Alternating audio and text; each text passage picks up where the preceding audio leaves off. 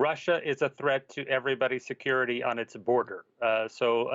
NATO is not invading countries. Russia today sent the same units that invaded Ukraine, that bombed Syria.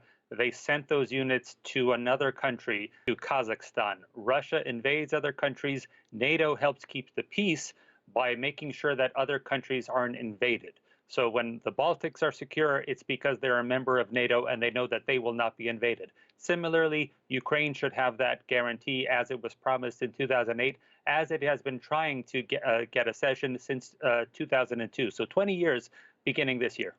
Our fellow guest here has a very short memory.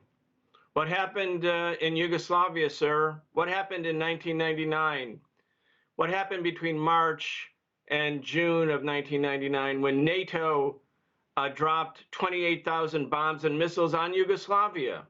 NATO doesn't invade countries. What was that? What was Afghanistan?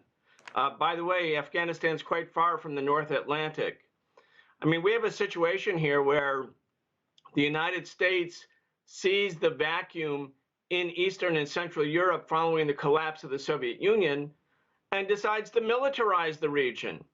And what better way to secure and cement an American sphere of influence than to incorporate these countries into NATO? Ukraine was the second largest republic in the Soviet Union after Russia.